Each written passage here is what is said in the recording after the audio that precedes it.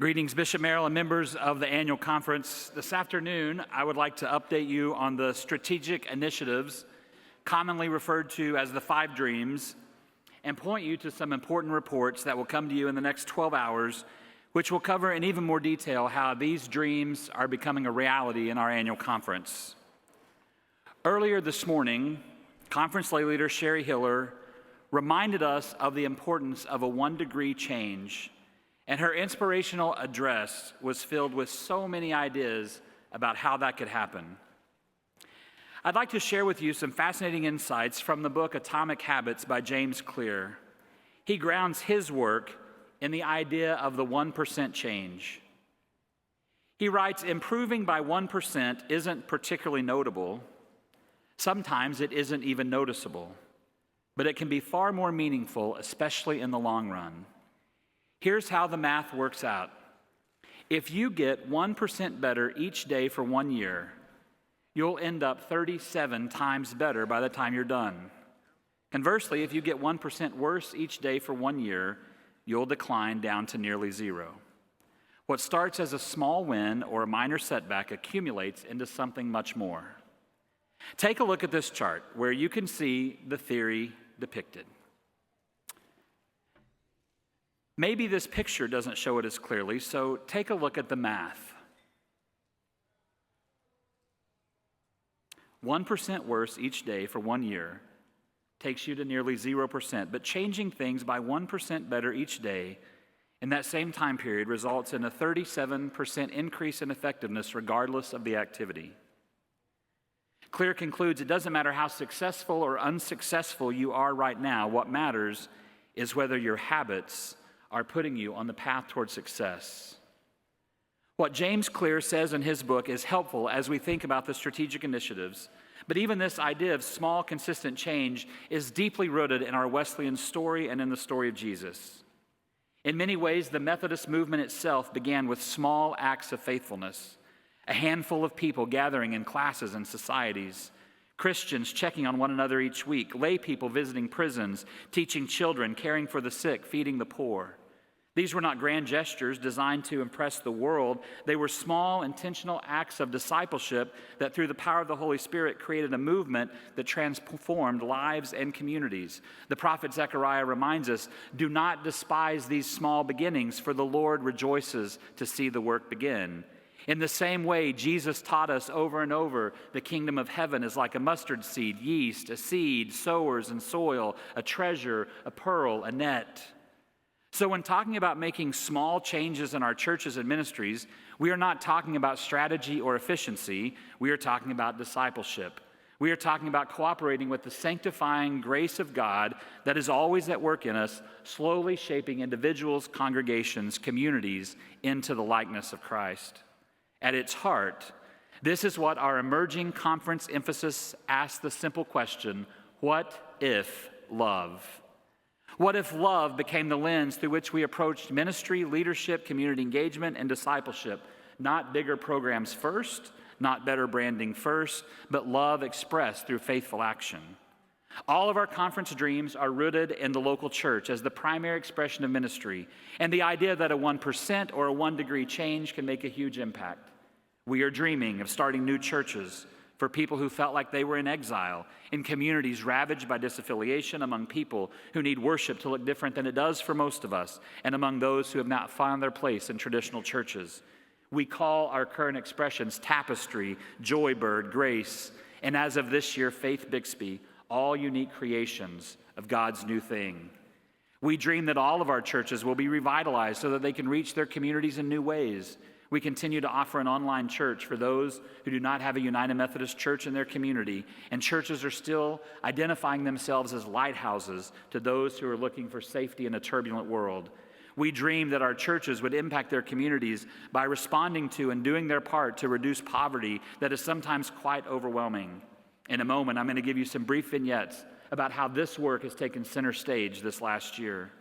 We dream of healthy clergy and healthy church leadership teams working together. No doubt, a healthy partnership between the clergy and lay leaders is paramount to the success of this dream. These words from paragraph 134 of the discipline point to this reality. The United Methodist tradition has recognized that laypersons as well as ordained persons are gifted and called by God to lead the church.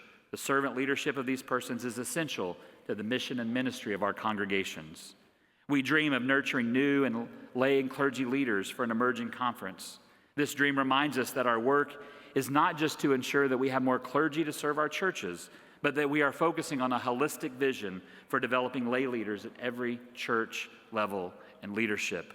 When we met for last year's annual conference session, we were just completing a series of grants to local churches who desired to impact their communities in the area of poverty. In Ada, Ellen Chamoa and the folks at Asbury used their CIP grant to reach more graduates through the Southern Oklahoma Addiction Recovery, or SOAR program, as they rebuild their lives. Bridges Out of Poverty was the focus in Beaver, where funds were used for leader training, participant resources, childcare, and a meal during the sessions. Altus Grace used their grant to give more leadership to their teachers and their community daycare as they serve families in their community. Not only were people served, but conversation became the currency of change at Lakeside United Methodist Church and their Agape Bags program. The bags could be given to people without secure housing, but action has brought on discussion of the systems creating insecure housing and attitudes towards people experiencing insecure home. Prior First used their CIP grant to create a makerspace for children and youth together to develop their creative thinking and hands-on learning. Let me close this portion of my report with a video from the folks at Eufaula and what they were able to do with their small grant. Welcome to Eufaula, First United Methodist Church. I'm Gail Schroyer. My husband Jim is behind the camera, and this is our food pantry, where anyone in need of food assistance is welcome. We opened our food pantry last fall with the Communities Impacting Poverty Startup Grant.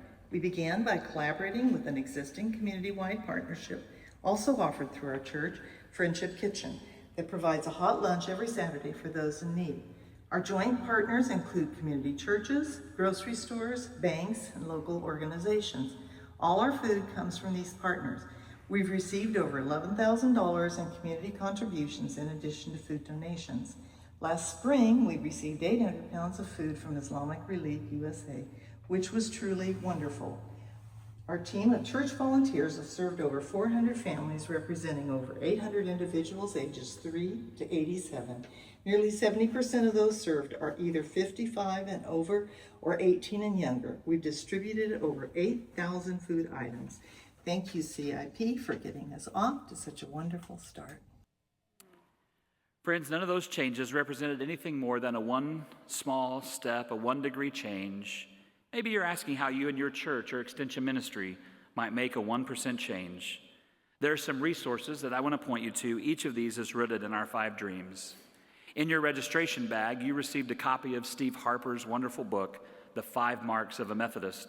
This is a gift to each of you, thanks to the generosity of Cokesbury, our publishing house. Drawing on John Wesley's vision, Harper makes the case that love, joy, gratitude, prayer, and care for others aren't abstract ideals, but a way of life. This expanded edition includes a new introduction and connects to free online resources, video reflections that go deeper into each mark. We encourage wide use of this resource in your churches this coming year. Yesterday, we were treated to 2 wonderful teaching sessions from Dr. Ashley Bogan, General Secretary of the Commission on Archives and History. She has a unique way of bringing our heritage to life and connecting it to the current moment. Her second session focused on the practical application of the Wesleyan Quadrilateral, those 4 clear pathways about how that could be implemented through field preaching and grace groups, social engagement, and leadership activation. All of these, she mentioned to us, were in her book, Calling on Fire, co-authored with Chris Heckert. At the registration table, after this session, we invite you to pick up a packet for each church in the annual conference, which includes that book and the set of handouts that Dr. Bogan had, which will provide ideas for implementation. What we are encouraging you to do is to read the book with your leadership team and commit to focus on one of the 4 pathways, just one. We're partnering with Discipleship Ministries to gather data about what happens when our churches try one of these 4 ideas and begin to make them their own. And of course, as she mentioned, you can't try one without getting into the other 3. So we're asking you to start with one, but we know you'll make your way around. In 6 months, we're going to send you a follow-up email with a link to a survey that we're asking you to fill out. We don't want you to be overwhelmed. Just take one step, change by 1 degree, try one thing that's in the book.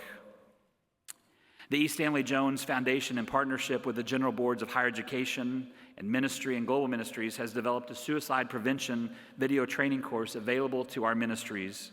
The course equips faith leaders and communities with the knowledge, skills, and confidence to prevent suicide, respond to crises, and support individuals and families affected by suicide loss. We continue to offer training such as QPR, Question, Persuade, Refer, as well as Talk Saves Lives. Oklahoma's suicide rate is 60% higher than the national average, and we rank in the top 10 states for suicide and suicidality. For a 10-year period, 2 lives were lost per day in Oklahoma, the overwhelming number of them men and boys. The church cannot ignore this matter any longer, and so in the vein of saving or making a 1% difference, what would happen if your church saved at least 1 life because you took this matter seriously? Here's another demographic that may surprise you. The population of older Oklahomans is projected to increase by 21.3% by 2034. For the first time ever, adults age 65 and over are expected to outnumber children in Oklahoma. For many of our churches, this is already a reality, which I want to say to you today is clearly not a bad thing. It's simply a demonstration that you are reaching your community. The question we've been asking at the conference level is, how can we help you make one of these 1% changes that we're talking about that might help you reach this population? And so I am pleased to announce today that we are creating a new trust which will offer grants to local churches to reach this burgeoning population. This has long been a dream of mine and others, and we recognize that it is unlikely that apportioned dollars would be available for a ministry with this population. Let's face it, most of the apportioned dollars go to reach younger people, which we have to do. And yet, as the population shifts, how do we do it? We are endowing $1 million into a new trust called the Bridgeview Evans French Vision Trust for Older Adult Ministry. While this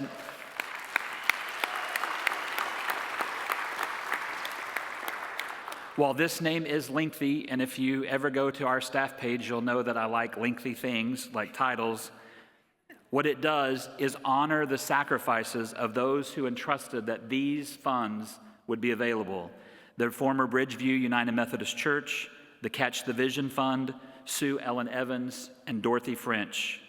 This trust will be managed by the local church development ministry team. Grants will be available to local churches beginning in 2027, and the deadline for grants each year will be on September the 1st. I want to publicly thank the Reverend Laura Glover, senior chaplain at Epworth Villa, who has been a relentless advocate for a focus on older adults and how our churches can be in ministry to those who have given so much to our churches and communities. I encourage you to watch the May webinar that we just had, Many Voices, One Spirit, which focused on this very topic. Watch for information forthcoming next year about the application process for this new grant opportunity. In light of that, in the same packet that you're going to pick up in a few moments with the Bogan book, there is another book in there called Praying Their Way, 24 Prayer Practices for Kids and Adults Who Love Them by Roger Owens and his daughter Mary Claire. Our prayer is that this resource will spark discussions about intergenerational ministry and how older adults might be a spiritual resource in your local church to those who are coming alongside them. Finally, I'm excited to let you know about 2 staffing matters which relate directly to the 5 dreams. First, the Reverend Fuchsia Wang will be transitioning from her work at the OU Wesley Foundation to a broader conference position called Minister for Prayer, Evangelism, and Cross-Cultural Ministries. As a church and community worker, she remains a missionary of the global ministries, responding to God's call to uplift the disenfranchised and the poor in rural and urban areas of the United States. But the population of our state is expected to grow by 3% through 2035, but the population of Pacific Islanders is expected to grow faster than the state average by double, nearly 6%. We want our churches and our communities to be prepared for these changing demographics. Fuchsia will be available to preach in your churches, to offer workshops on evangelism and prayer, to assist our campus ministries, and do some work with Caris Alive. She will continue to collaborate with United Women in Faith, but will expand her relationships to every local church in the Oklahoma Conference who desires to engage in this critical work. If you have ever been around Fuchsia, you know that her prayers are efficacious, her personality effervescent, and her preaching inspiring. I was looking for another E word, but you have to go with an I. I would suggest finding Fuchsia when you can, be in touch with her by email, and get on her calendar because it's going to fill up quickly. Second, in partnership with the Conference Board of Pension and Health Benefits, we are currently advertising for a part-time position called Clergy Wellness Coordinator. This multidisciplinary position will support clergy discipleship, health, and overall well-being through program development, retreats, education, and collaborative initiatives. You can also tell that I didn't name it, or it would have had double the title.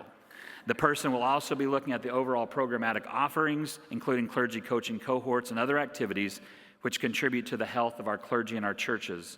As we've said many times, healthy people develop healthy congregations, and healthy congregations develop healthy people.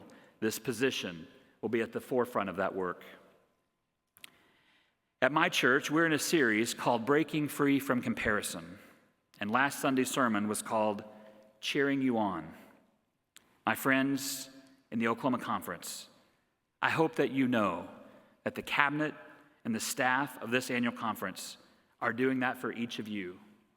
We are cheering you on each day as you do the good work of making disciples of Jesus Christ for the transformation of the world. And I pray that you can break free of comparison to what any other church is doing and know that the future of the Oklahoma Annual Conference depends not on one dramatic breakthrough, but on thousands of faithful 1%, 1-degree shifts made by faithful churches and committed laity and clergy who refuse to despise small beginnings. And perhaps the question before us now simply is this: what if love? What if love shaped how we lead, how we pray, how we welcome, how we serve, and how we dream together for the transformation of the world? I cannot begin to tell you what a joy it is to serve each of you in this position, to be invited into your churches and into your lives and into your stories, and to be able to share those across this annual conference. We are doing great things in the Oklahoma Conference, and we will continue to do so. Together, we answer our question, what if love in the name of Jesus? And Bishop, I've tried to decide how to conclude this because there's a bingo card out there that says, if I say, Bishop, this concludes my report, somebody gets a bingo card. But no, I didn't say it because I haven't concluded my report. I'm just saying to you that I thought about saying that, which would conclude my report, but then they'll get it. So, Bishop, I think you already said it. I'm done. Thank you, Derrek. Thank you for your tireless work on behalf of this church and this conference, and for your leadership in so many ways.